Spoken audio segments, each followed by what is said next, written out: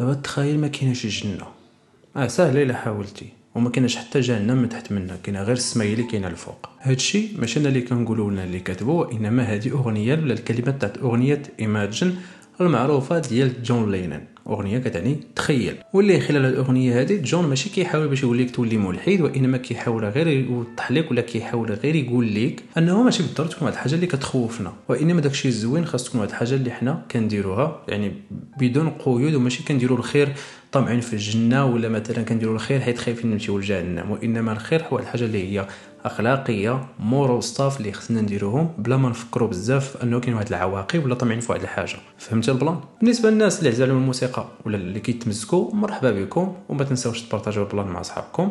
والناس اللي ما عندهمش مع الموسيقى حتى هم مرحبا بكم، حيت تقدر تكون واحد لانفورماسيون ولا شي اغنيه يتلاقى معها مع الوقت ولا سمعتيها ديجا تعرف القصه نتاعها. بالنسبه لجميع المصادر ولا وسائل التواصل الاجتماعي ديالها تلقاوهم لتحت في الديسكريبشن، تقدر تفالويني زائد ما فين كندير السونداج ولا كويستشن على الاغاني ولا الاغنيه ولا الارتيست ولا الباند اللي غادي ندوي عليهم في الحلقات الماجيين. داكشي كيكون بالفوت، يعني دخل باش انت ممكن تطيح في الباند اللي عزيز عليك تفوتي وندوزوها ان شاء الله. كيف معروف ضروري كنشدوا الاغنيه كنفصلوها باش نعرفوا كيفاش تكتبات، علاش، والظروف اللي خلاتها تكتب، وشنو كتعني والمغزى نتاعها. ولكن قبل ما نقول لك هادشي هذا كامل، انا فؤاد حماد، هذه حلقه واحده اخرى من ميوزيك بالدارجه.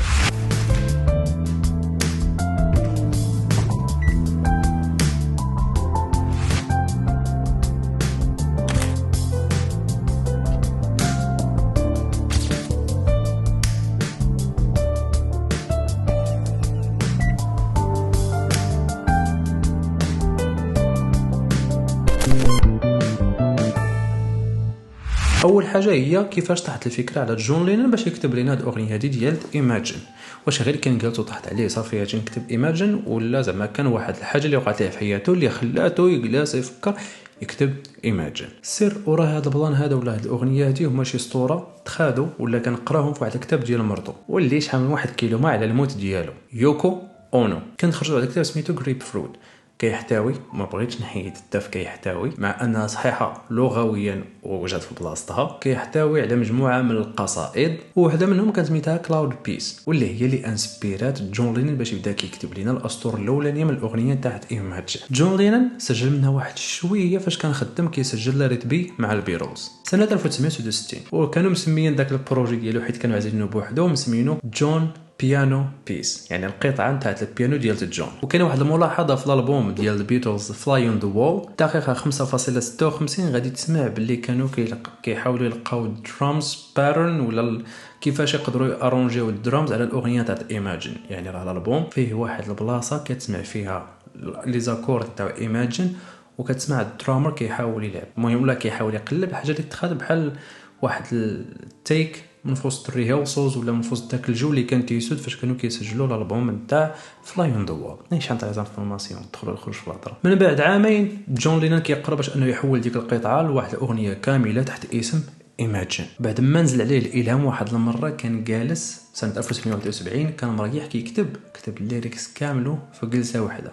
داكشي كامل اللي كتسمع في الاغنيه تاعت ايماجين تكتب في سيشن وحده ديال الكتابه كتسمع رايتن سيشن. ولكن واش داكشي اللي قلت في الاول نتاع انه راه ما بغاش الناس يلحدوا وانه كيحاول يخليك تتخيل واش داكشي هو اللي كان جون كيقصد ولا كان العكس؟ يعني واش جون نيت زعما كان تيقصد شي حاجه ماشي هي هذيك؟ وداكشي اللي غادي نعرفوا دابا من خلال الاغنيه. فجون كيحاول يخلي المستمع ولا يقول ليه باش انه يتخيل العالم بدون انقسامات بدون صراعات وبدون حتى فوارق دينيه ولا بليفز، يعني شي حوايج اللي كيامن بها الانسان داخل في اطار الروحانيات، وانه يتخيل يكون كان تعايش يعني في سلام ومحبه وزعما بغض النظر على الانتماء السياسي العرقي الديني الى اخره. الحاجه اللي اعترف بها هو فاش قال بلي الاغنيه تكتبت على واحد الاساس ايجابي، وما نساش فاش انه كان تيصرح باش يعاود يشكر المدام ديالو باللي هي السبب اللي خلاه يكتب هذه الاغنيه هذه، حيت كل ما كتباتش هي داكشي اللي كتبات ما كانش هو غادي يكتب داكشي اللي كتب.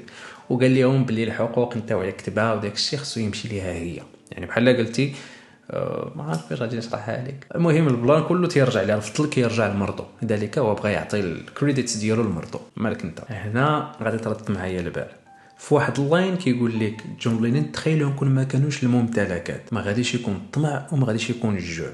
يعني وكون انا ما عنديش الممتلكات، وكان انه مثلا دارك هي داري والارض نتاعك هي الارض ديالي، انت عندك التفاح انا عندي الليمون وكل شيء وشي تياكل من عند شي ودايز عواش الملعوبه. هذا السطر هذا فتح عليه واحد الباب نتاع الانتقادات من عند بزاف ديال الناس، حيت هذا الشيء هذا اللي قلتي السي جون خصو يكون مطبق عليك انت، ولا خصك تكون انت هو الريفرنس ديالو، انت هو المرجع، وخصو يكون بادي من عندك. حيت السي جون لينن كان عايش حياه الرفاهيه وكان عنده ممتلكات تساوين الزبابل ديال الفلوس، وكان عايش حياه الرفاهيه. وميم سيلك الاغنيه تكتبت في القصر ديالو اللي كان جالس فيه. تخيل انت جالس في قصر وكتقول لهم تخيلوا كون ما كانتش الممتلكات وكانوا الناس عايشين في سلام وكانت البساطه وكذا، وتاتياكو كتلقى راسك انت جالس في قصر وعندك الحديد مشتت على برا والخدامه هاو.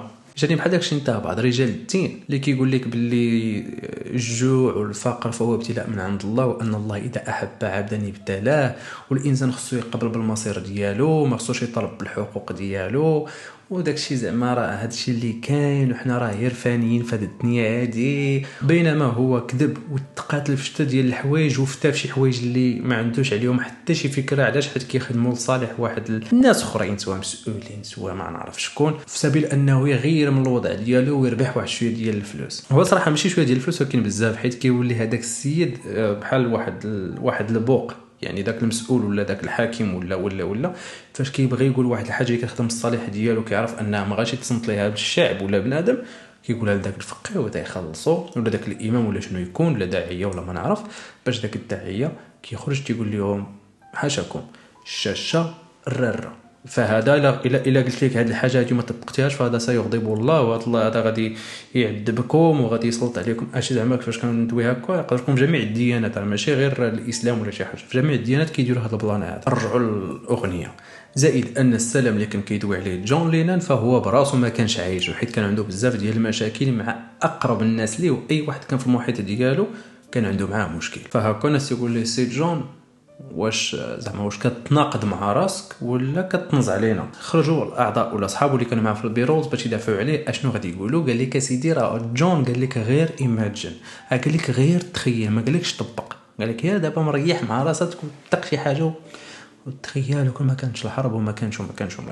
المهم الاغنيه بالرغم من الانتقادات وداك الصعوبات اللي لقات وداك التخربيق كامل، فقدرت انها تكون من بين احسن 10 ديال الاغاني اللي كانوا في سنه 1971، ولات واحد الشعار ولا واحد النشيد اللي كيتغنوا به الناس ديال الحركات ديال السلم والسلام. ومن بعد الوفاه ديال جون ولات اغنيه ايماجين كتعتبر هي الماستر بيس، يعني احسن النقعه اللي خرج جون لينن. ودابا صديقي بيني وبينك ايماجين، تخيل تدخل عند الانستغرام ودير فولو لا بصح غتلقى كاع الوسائل التواصل كاينين لتحت، تقدر تدخل انستغرام في فيسبوك يوتيوب ورافر باش انك تشوف شنو كيتحط، تعرف البلان اللي غادي ندوي عليه من بعد كيف قلت ديجا، وكذلك في يوتيوب باش الا تحطات الحلقه توصلك، حتى في فيسبوك تحط قبل من يوتيوب وتطلعوا.